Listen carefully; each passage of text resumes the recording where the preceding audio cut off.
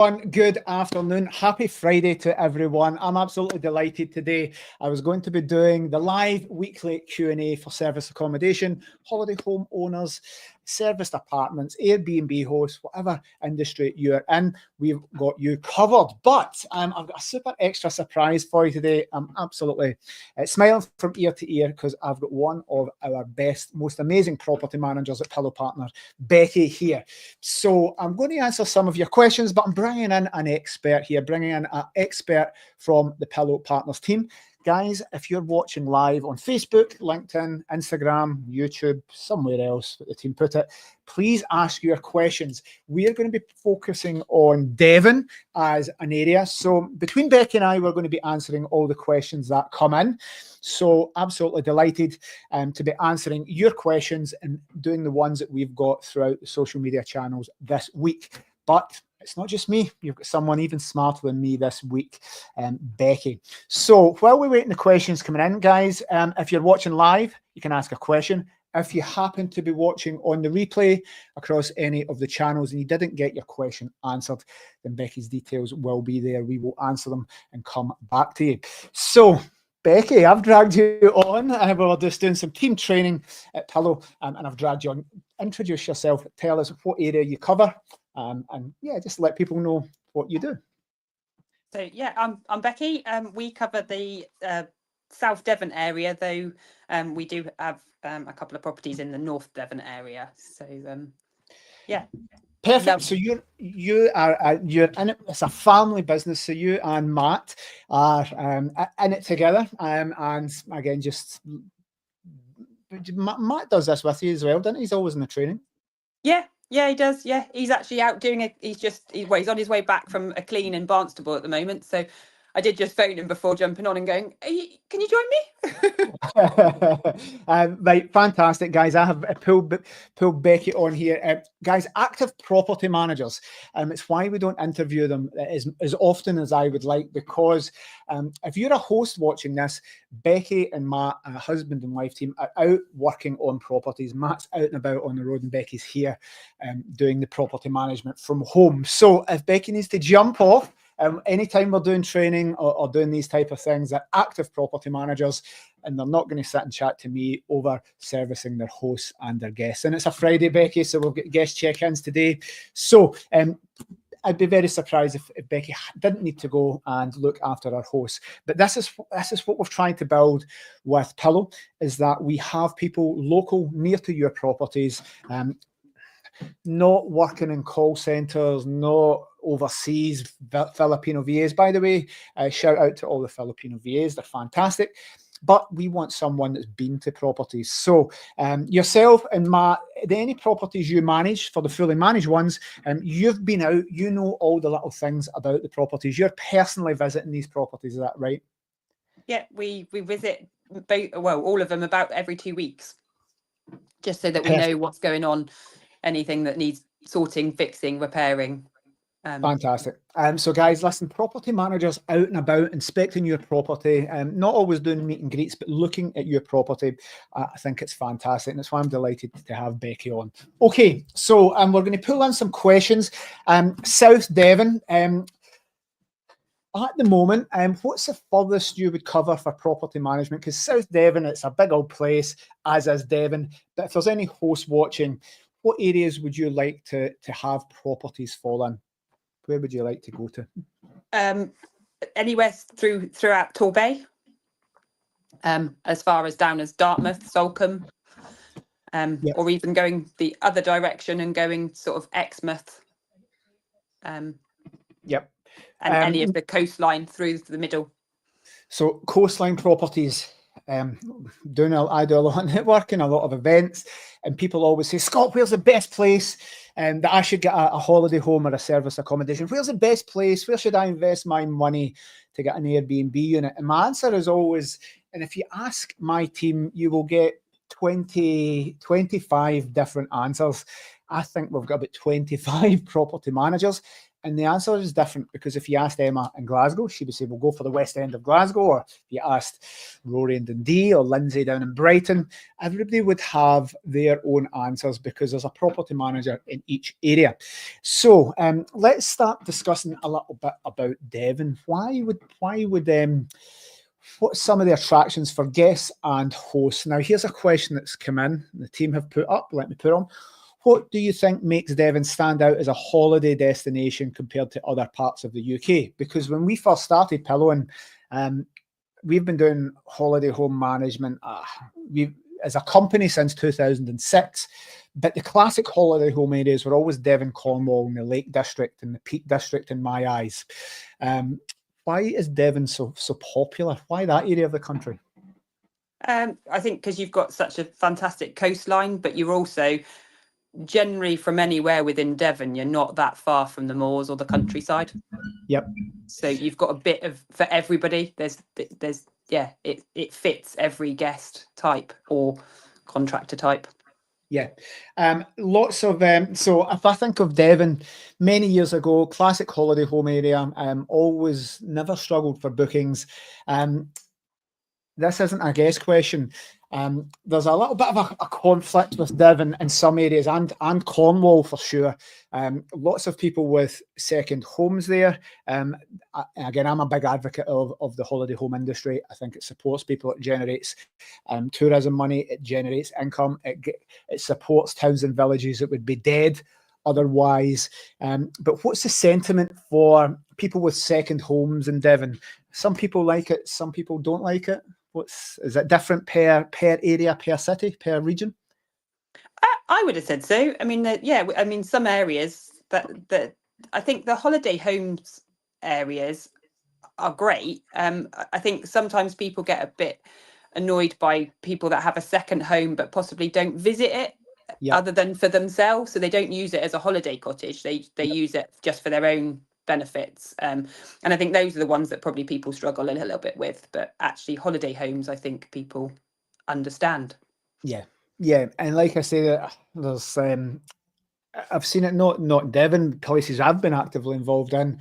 And I always say to people that have any negative stuff to say, what if you got what you wanted? What if you got what you wanted and there was no holiday homes? Well, there'd be so much unemployment. There'd be nobody going to those areas.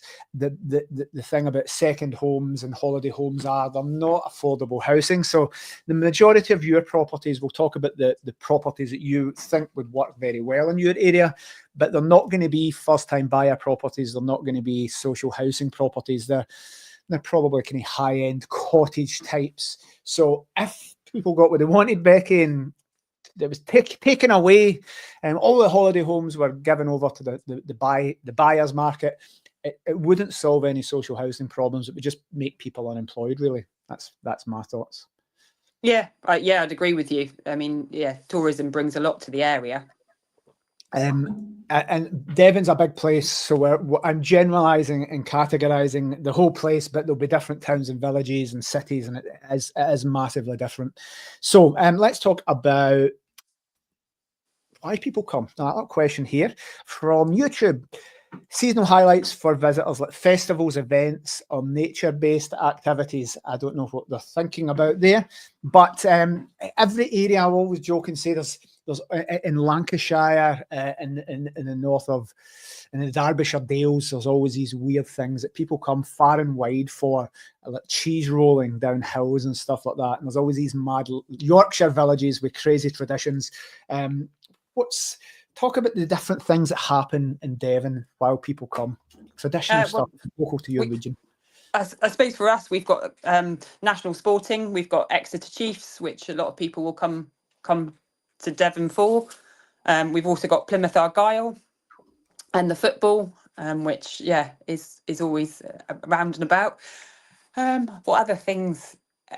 Ottery for their tar barrel for bonfire is another good one. Torbay Air Show happens in the summer.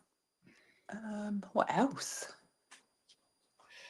Surfing, right? Is where does it? Was it Newquay? Surfing a big thing down there as well? Massively. I'd also say the North Devon coast, sort of Croyd, Willicombe, Braunton, yeah, we have had guests ask where to go for the best surf. So yeah, we always send them sort of that way. Nice. Right, I'm going to take that question off and we're going to bring it personally back to you. We're talking about surfing and sports, but one of the things I love doing at Pillow is people getting to know our property managers.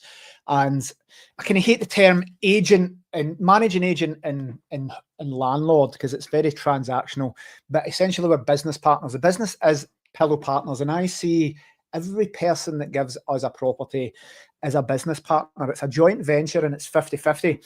If you bring Becky, all you need to do is give Becky and Matt your property and they do absolutely everything else. But with every business partnership, we want to get to know those people a little bit better. Let's chat about your running. What was a big, amazing thing you did this year? Because it was, I still couldn't believe the miles or kilometres involved. Tell us what you've done for your running. So I ran from Ilfracombe back to Plymouth, which is actually 92 miles. It was over 2 days. So we did 58 miles on the first day, and then we did 34 miles on the second day, all in aid of Young Devon, which is a charity that support young individuals that are within need of all sorts of different services. Perfect. And guys, we're talking miles here, Becky, aren't we? We're not talking kilometres, we're talking miles there longer. No, it was miles. Yeah. And how was that? How were you at the end of that? Because I saw all your training for it. Yeah, it took a lot out of me. It took me 3.5 days to get shoes back on again due to swelling in my legs and my ankles. I actually had said to Matt during the event, I would have actually rather gone through childbirth than continue. But I do it to see how far I can push myself and how much I can raise for charity. Yeah, cool. Right. So I had sore legs listening to you finishing that, and never mind doing it.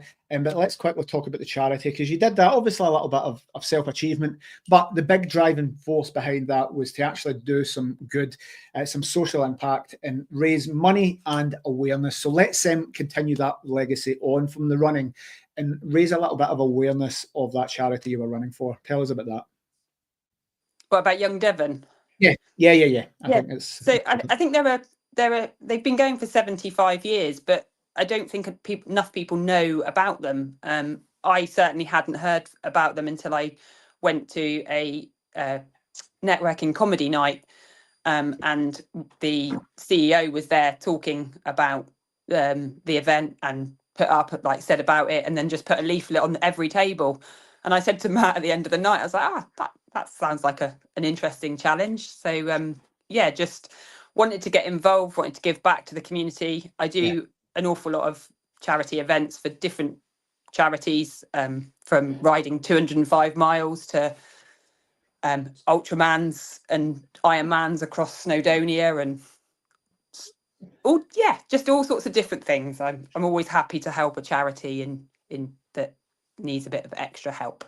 Guys, what I would say to you, if you're watching this and you're looking at picking a property manager, if Becky can deal with these epic gargantuan feats of physical endurance, she's going to be servicing your guests very, very well. She's resilient enough to deal with guests and run your property management business. So absolutely, I think mental resilience and physical resilience and sporting achievements like that, and I have not done anything to that degree, but I think that ties very, very well into business resilience and shows amazing character. So fantastic. We'll maybe come back to the charity at the end and see if we can get the audience having a little bit of interaction and doing some actual donations for this. So let's have a little look. Where were we? There is Matt in. Hi, Matt. So now Matt is branded with the Pillow Partners branding, so we like that. Get the logo on. Other side. So we were just saying, I want to put a face to our team. We've heard a little bit about Becky. Matt, you've been out doing some stuff today, and you're the second half of Pillow Partners Devon. Would you like to introduce yourself? Hi guys, I'm Matt, and I'm the second half of Pillow Partners Devon, like Scott said. There we go. That's good enough. Right, so let's bring it back to your area. as we'd said before, people always say, Scott, what's the best area to invest in property or get a second home? What's got good returns on an ROI? And I always say, well, it depends on who you speak to in my team, because each one of my team will be passionate about their area. So we've talked about some festivals in your area. The makeup for Devon. So traditionally, Devon, I would think, is a classic holiday home area. So we've got independent cottages that are just in the country. Think beautiful cottages in the country and the coast and hot tubs and that type of thing. But we've got what's near Plymouth and all the associated stuff with the naval bases there. Is there a strong contractor market in Devon as well? Yeah, I would say so. We've got contractors in several of our properties. Also, university students that are out on placements. So not only are they at university, but they also go out on sort of 40-night placements as well. So nice. Yeah. So I think any good, the perfect thing for any short-term rental unit. And again, for Devon, we tend to go towards a kind of classic holiday home, but Devon's such a big area. There's contractors, there's high-end executive lets and corporate lets as well, and the classic holiday homes. So if you had to manifest or put a shout out to anyone watching this for your perfect property, what's the perfect property for you guys? How many bedrooms would it have? How would it be set up? What types of guests would it service? And where would it be, even a rough location? I was going to say, I would have quite a coastal one because I love the coast. Yep. So anything sort of overlooking the sea or in a seaside-y kind of town and things like that. And so because we have such a wide spread of obviously the leisure sort of side with holiday sort of side and everything like that. Obviously that can be couples, that can be families, and things. So regarding bedrooms, it really would vary. Obviously on the towns and things like that we sort of want to go into and things. But yeah, I love coastal, but then I also love the moors as well, and having a wander over the moors, just fresh air and just greenery for miles and miles, and obviously a bit of granite as well that's up there. So but yeah, I don't know about what would you say on that one? Yeah, I would say possibly all size properties, because there's such a variety of guests that come and stay that actually no one property would fit the types of guests that we would need. So it could be your 1-bedroom flat or studio. It could be a 5-bedroomed house with a hot tub and that in the country, but it all depends on the guests that are coming or the contractors that are coming. Yeah, I love what you've said there, guys, because sometimes when you're dealing with other, I was going to say multinational, big management companies, there's a certain criteria, and you mentioned one bedroom properties. Some companies are not going to touch 1 bedrooms because they want all these big fanciest properties, and a lot of people actually struggle and get turned back for. And I think 1-bed properties, listen, not everybody can afford £2,000 a week staycations, so I think 1 beds definitely have the place in the market. So guys, don't worry about if you're been to some big management companies and have said no because you're not fancy enough. I think we're all realistic here, guys. Becky and Matt, it's more about the host than the property. People say is there a minimum type of property, but for us, we want to work with good hosts that kind of align with our values, and view it as hospitality and not property. So you'd agree, guys, it's probably more about the business partnership, the connection, and their attitude towards looking after their guests rather than the property. Yeah, as I say, 100%. Like to have like a good host makes happy guests.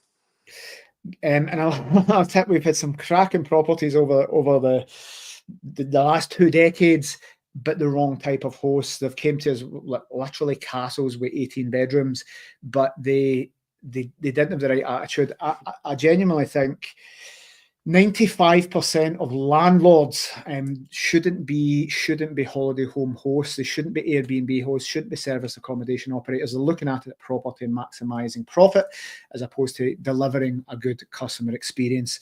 Now, guys, let's talk about the services that you provide, because There will be people there with second homes that they perhaps use periodically. And I think up to now, definitely up to the last year, many people we've spoken to in areas like you're saying, well, I've got a second home. I don't really want people in it. I don't need the money. And let's say that the wife doesn't want other people in it because they might do damage, and it's our home. We just use it and we don't need the money.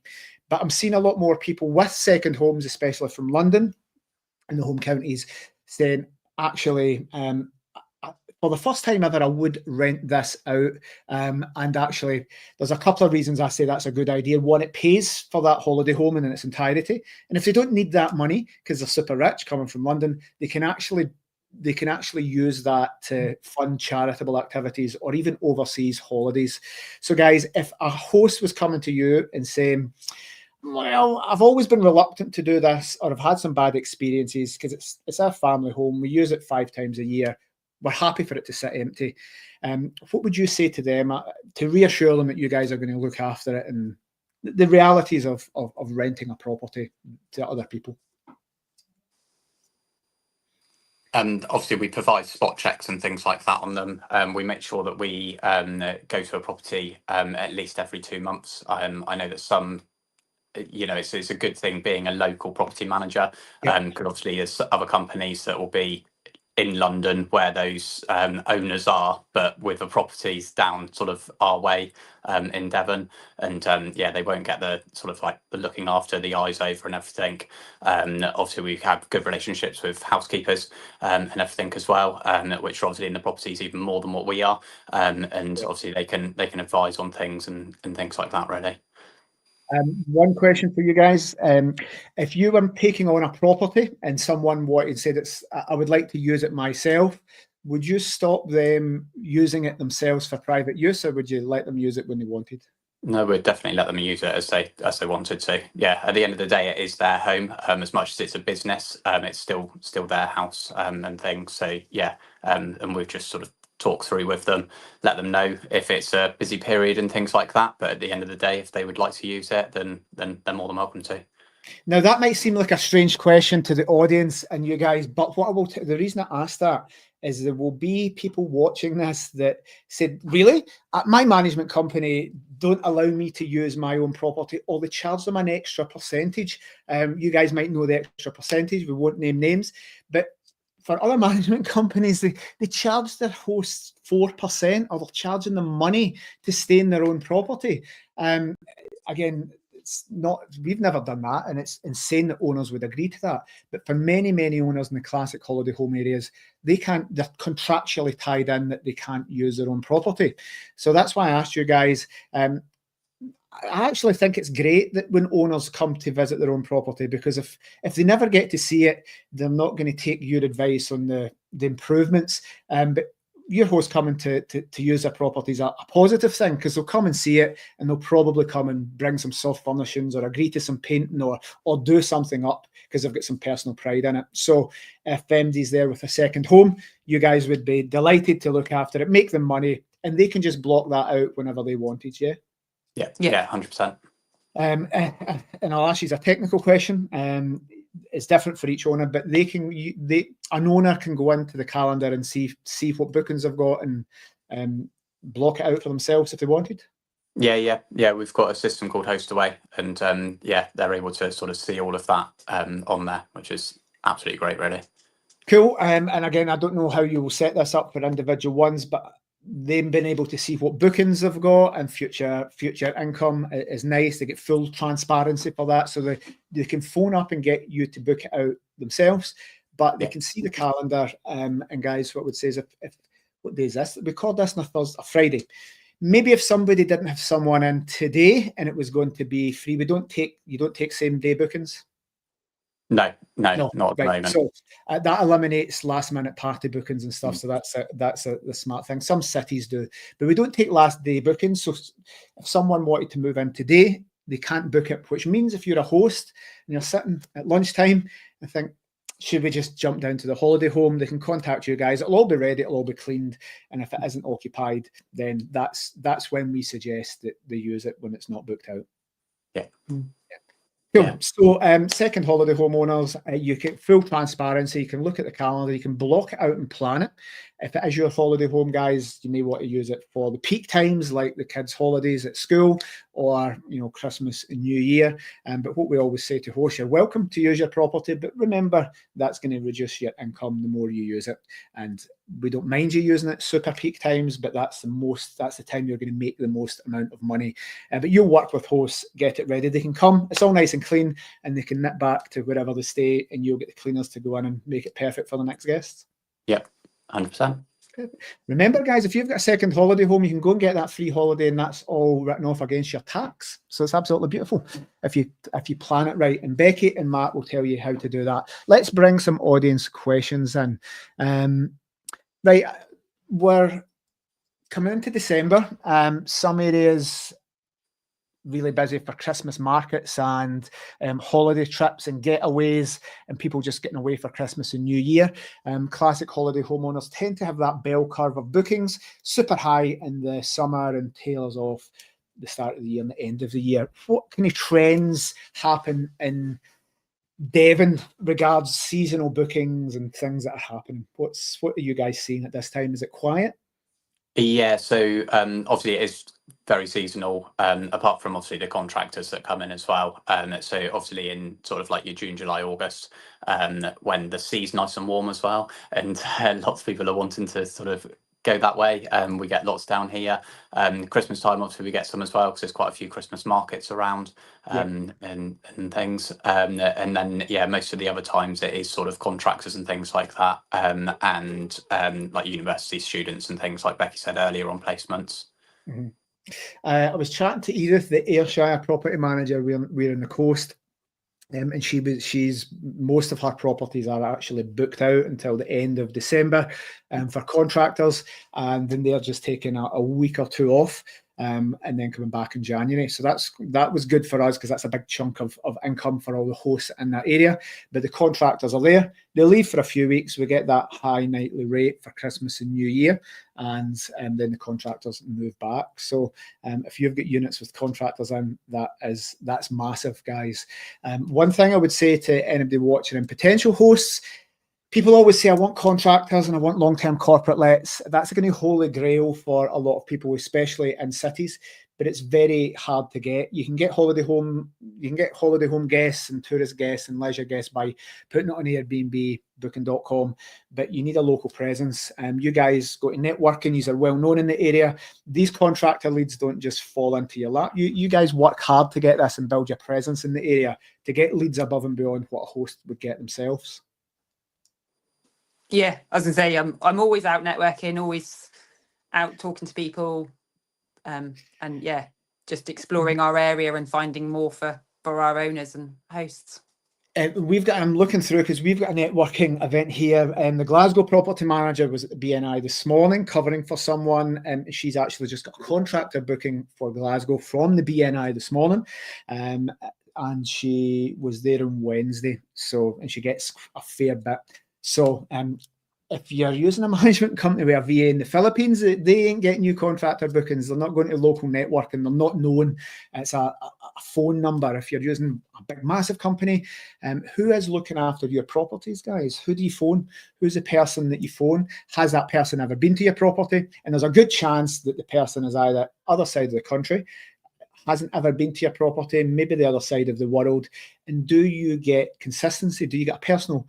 Everybody that you manage properties for, guys, gets your email address and a contact number. Is that right? Yeah.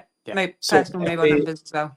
The mobile numbers, you can come through Pillow HQ if you guys ever happen to get a holiday and take time off and you're not available. It would come to Pillow HQ. We've got the CX customer experience team 24/7 and with all the shifts in for Christmas and New Year. But I think it's rare for the holiday home or service accommodation industry to get the personal mobile number of their property managers. So you guys are on hand within reason to deal with stuff all the time. Yeah, I think that's amazing. Let's bring some other stuff in. Right, I'll take a chance. What's the most rewarding part of your job? On the flip side, what aspect do you find the most challenging? So let's start with the positive. And what's the most rewarding part of your job, guys? I'd probably say seeing like happy guest reviews and getting happy hosts as well. Sort of when they sort of see that you have been taking care of their property like it's your own and everything like that. It's a nice feeling when they sort of talk to you about it afterwards and things.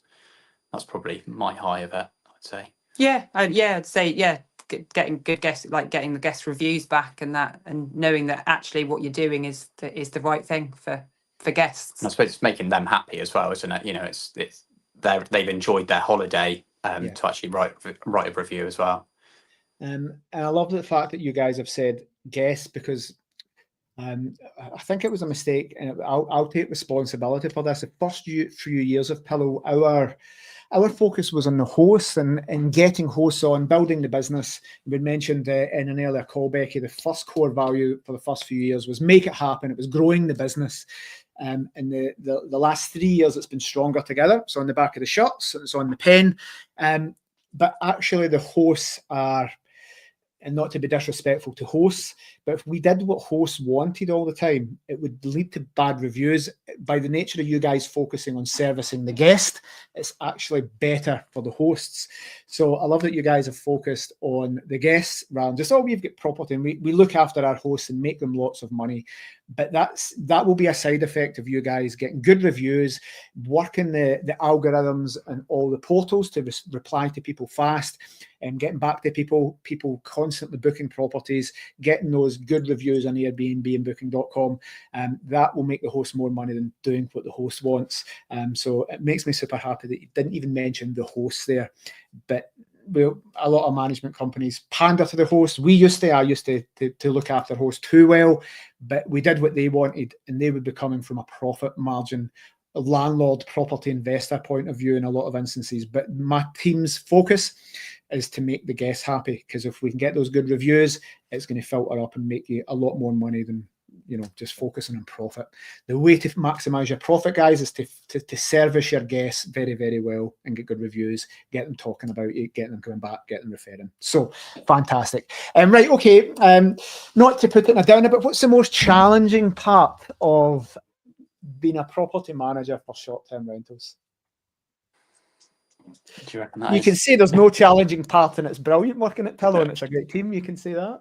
I mean, it is a great team. Yeah, as I say, it is a great team. I think probably the most challenging would be when you have we've just had a leak at one of the properties, so it's actually trying to manage owner expectations as to how quickly things can be turned around, and getting it back out so that guests can come back into a property. So I would say is sometimes managing expectations of people's wants and how quickly things can happen.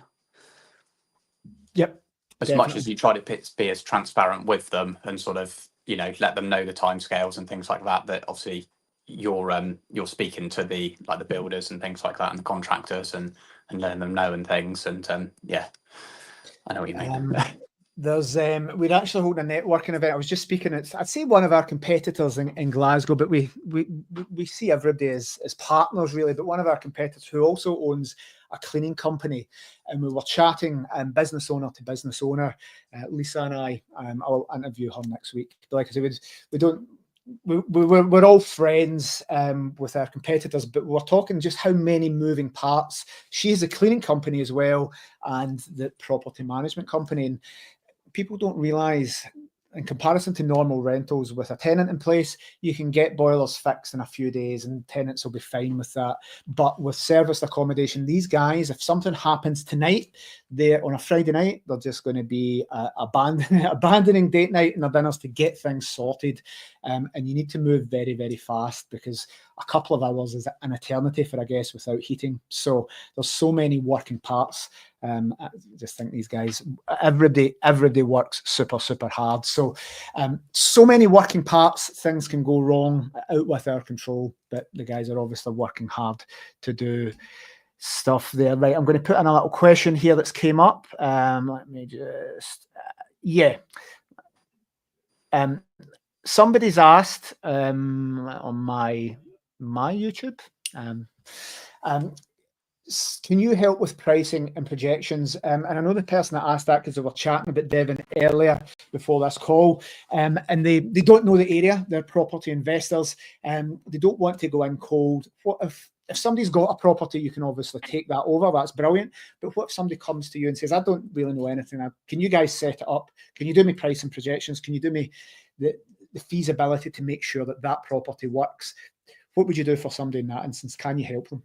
Yeah, so we can do feasibility studies and things like you say.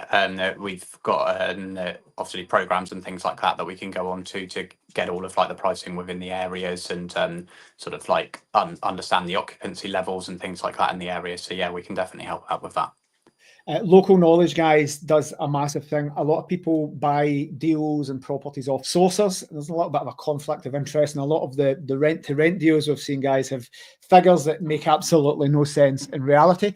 But what the team will do, they'll go onto the software that we have, and we pay a lot of money for that, and they'll probably pull up the actual statistics and occupancy levels for properties in your area, exact comparables about what they have done historically, not just their estimates or guesstimates or personal opinions, but what's actually happening in the area.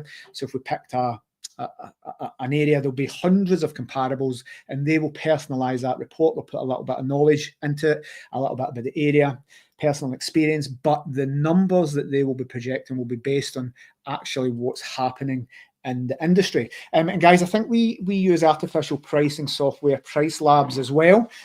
So people always ask about future pricing, and one of the challenges would be setting the nightly rates for properties. You guys have got experience of that. So when somebody comes and says, what would I get a night for that? We can put all these comparables, but when we're setting the calendars for, say, 2025, we're doing a mixture of what we feel is right, but also we've got that pricing software, which is the same as airlines and hotels use. So we can get the maximum nightly rates there. You guys use the pricing software? Yeah. So how will that look for hosts? Because if I'm a host saying I want a certain amount a night, you guys will go and set that up, use the artificial intelligence pricing software, and it will always set it at the best rates and the best occupancy. Yeah, so it's just being transparent with people, saying that actually, though, this is what the software's pulled back from data that is on there of things that have happened in the area and events that go on. And yeah, just explaining to them that you might not get exactly the nightly rate you want, but you'll get the area nightly rate, and we'll always work with people to make them understand that. Yeah, try and manage expectations with it, really, isn't it? Yeah. So, because there's nothing worse than having a nightly rate set really high but having no occupancy in it at all, because the unit's obviously just sat there empty then. Yeah. What it's conversations over the last 2 decades around this. So that what I always like to say is it isn't the owner that decides the nightly rate. It's not me or my property managers that decides the nightly rate to a degree. It's the market. And in lockdown, for example, post-lockdown, there was a staycation boom. The market set the nightly rate because they were inflated by 100%, but actually that's dipping off now. So the market's deciding. It isn't an owner that decides the nightly rate. It's what people are willing to pay. But you guys are always adjusting, looking at prices. There's an element of that being automated, but we set the parameters. But what we would say, because people always say, I'll bring it to you guys if you guarantee to get me this. We can't. What happened in 2024 is no guarantee of what happened in 2025. But what I like to reassure hosts on is that we will get you you're never going to lose money. You're going to get the market rate and some, because we've got property managers locally. We've got a big company with the best software that integrates into the platform, so approved into Airbnb, Booking.com. We've got our Airbnb come to our office here to give us tips and train the team. We've got a Booking.com manager. So we've got all these things that we plug in to make sure that you get the maximum amount for your property, but we can't guarantee the rates. But what we can guarantee is we've got everything in place to maximize your income here, guys. The local experts, Becky and Matt, we've got the software, the integrations, the account managers with all the major OTAs and platforms, and just plugging all this stuff in, and with the market. But the guys will set it up so that you're always getting that maximum nightly rate. And if it's not getting occupied, they'll discuss it and lower it. I don't know how often you guys tweak your rates. There's a little bit of automation that goes on to, if something and there's lots of bookings, it'll put the prices up. If occupancy is low, it'll put them down. But you guys are always examining your rates for hosts as well to make sure it's at the right price. Yeah. Yeah, always going on checking. Because if a host says, listen, I need £200 a night, and you're saying, well, 150. Sometimes we need to follow the host's advice, but after it's sitting for and not getting bookings, you guys will be communicating and giving your advice on pricing as well. You're not going to let a property sit empty for months and not get bookings. You're going to be on giving recommendations. Yeah, 100%. And obviously with that as well, obviously if we don't get bookings, obviously the host doesn't get paid, but nor do we, because obviously we're only sort of percentage based. So yeah. Again, I said it yesterday 3 or 4 times. I think commission only property management is one of the most noble professions in the world. These guys don't get paid unless they get your property filled. They don't need to go out and visit properties. They don't need to tweak the pricing, but every single time they do that and put that effort in, they make you money and they get money. They don't get a wage, they don't get money until they make our host money. I think it's the most noble profession that there is in the UK at the moment. So let's have a little look. See what questions we've got. Right, let's bring it back to Devon. What advice would you give to someone considering investing in a holiday property in Devon? And again, somebody's asked that, but Devon is a big place. We covered different areas. How is the market for buying in Devon? Lots of competition. Is there lots of properties on the market? And is there stock that is good holiday home stock available to buy? Yeah, I'd say there probably was.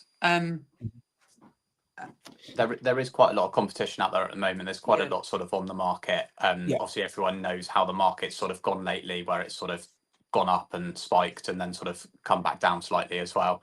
But there's some lovely properties on the market. Obviously you would just need to sort of like look at the area a little bit if you're not going to reach out to us to start off with, and just sort of see what's around the area and things like that. Don't just go and try and buy somewhere in a completely built up area with building work going out in the back garden and things like that, really, because understandably you won't get good guest reviews and things. So all I would say is just try and reach out to us really and see what's the need at the moment.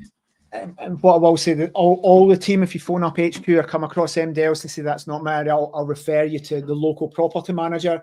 All the team at Pillow are willing to help you, and I'm sure you'll see Becky and Matt are nice people. What I would say is they can help you a little bit, but if you're wanting full feasibility reports, it's going to take them 4 or 5 hours. There'll be a wee small charge, but we're always happy to give a little bit of help and advice. But the team they're going to give you some value. But guys, what I would say is respect their time. If they're going to be helping you select a property, helping you set it up, there'll be small charges for that because you should value their time. So fantastic. I'm going to bring this question up and I'll bring back to what you said earlier, Matt. What do you look for in an ideal property to manage? While you're thinking about that, I remember my journey back as a 22-year-old working for another company, and the guy made me a director of a business called Coastal Investments, and it was on the coast of Ayrshire. And we went for a walk down the beach, and he was a very experienced businessman, more than twice my age, and I was a young guy just out the armed forces. And I said, why coastal? And I was saying, coastal properties, because there's limited amount of coastal properties. Why are we focusing only in the niche of coastal properties? Because that's a small segment. You have all this property inland, and I think we've, in my naive state, given him advice to somebody like me now. And I thought he'd done the wrong business by calling it Coastal Investments, because there's only a limited amount of land left. And he said, you've answered your own question. And you said this earlier, Matt. Coastal properties, and Tony said to me from Coastal Investments, said, Scott, there's a limited amount of coastal land there, and there's only planning permission. So the properties that are there on the coast are pretty much there. There'll be the odd bit of plot that comes and gets developed. And this was back in 2003. And he says, in 10 years, all these plots will be gone, and you won't get planning permission to build on coasts indefinitely. But you will in brownfield sites and greenfield sites and inland. There's infinite amounts of, in our generation, they'll never fill inland, but coastal properties will always have the appeal because there's going to be scarcity and limited amount of new ones coming on the market. So the problem that I thought he had was actually the very smart advice for him, and he bought plots of land and sold them and became a millionaire. And then moved away, and I set up the first property management company. But he said coastal properties are a win because there's limited amount of land. You won't get ultimate planning permission for lots of places, so people will pay a premium for that. So I'm not answering the question for you guys, but I wanted to expand on that for anybody looking at coastal areas. There's always an appeal to people going to the coast, especially from cities. So that's me adding to what you said, Matt. But if you're looking for an ideal property to manage, as we come to a close to this live, what would be the best ideal one for you guys? If somebody was saying, I've got 300 grand, what should I invest in? I don't even know if 300 grand gets you a property. It buys half of Glasgow, but do you get something for 300 grand in your area? It probably wouldn't get you a coastal one. 500, half a million. You're getting closer. Yeah. Yeah. Oh, okay. Yeah. I would say a property that has a good view of like the sea, that people can sit out on a balcony or a veranda and just, for both of us, we love just listening to the sea. Yeah. There's something a bit therapeutic about it. Yeah, Instagrammable stuff. I was speaking to somebody in Birmingham a few weeks ago, and I was talking about the coast, and they had said, "Oh, that's brilliant! I've never been to the coast." And I was like, it was like amazing to me that somebody from Birmingham and a lot of people from London said, "I've never been to the coast. I see the pictures, and it looks windy and quite open." But there's people in cities that have never been to the coast, and there's people in London that haven't been to the coast since they were kids. Coastal properties will always have an appeal. So I think that's when it's an easy thing to say. Yeah, just get another, because a coastal property maybe £500,000 more than something in the moors with not a lot there. So it's easy for us to give you that advice, guys. But if you're investing in property, you want something that's always going to go up in value, keep its resale price, and be able to be sold. And if you've got a holiday home and then 5 years later there's a new housing estate next to it, and there's a motorway and there's shopping centres, then they're always going to build around. But on the coast, you can't build into the sea. So coastal properties will always hold their price. Do you think coastal properties must get higher occupancy and higher nightly rates than something inland, you would say? Yeah, I would say that. Yeah, there is more of a demand for them, isn't there? Yeah, definitely. If you've got a good sea view, you'll always get more. I mean, even just off of the sea view as well, even if you're sort of just like within like the little villages that are around sort of coastal and things, short distances to the beach, to like the coastal paths and things like that as well. Yeah. I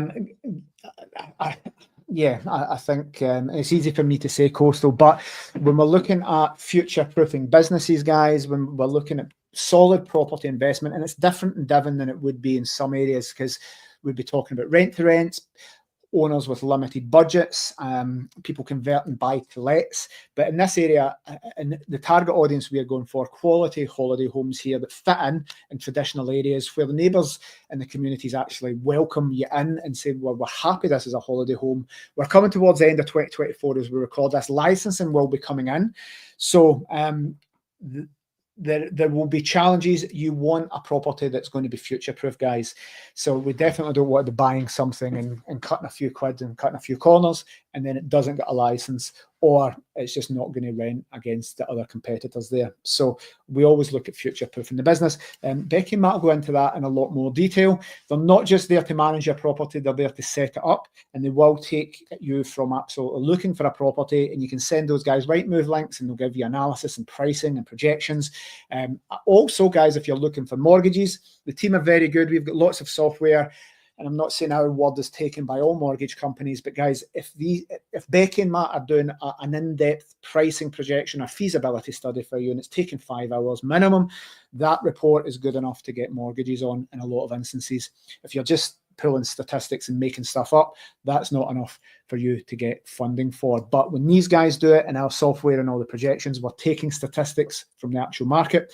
They'll be able to provide something, and they'll charge you a few £100, but it's well worth it, guys, because you'll be able to get funding off the back of that. Also, if you're going into business partnerships with people, if you're getting these feasibility reports, they might get you private funding as well, and the guys will manage it fully hands off for you. I asked you to jump onto this, Becky, and I know you're busy, and Matt's been out and about and probably wants his lunch and a cup of tea.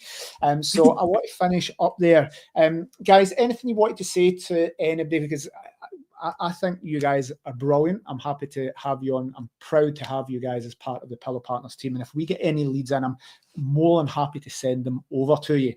I always like those personal relationships. Any final bits of advice or anything I think there was one question that was kind of doubled. Any tips or anything for people getting into the market? And how would people reach out to you if they wanted to work with you? Some final thoughts.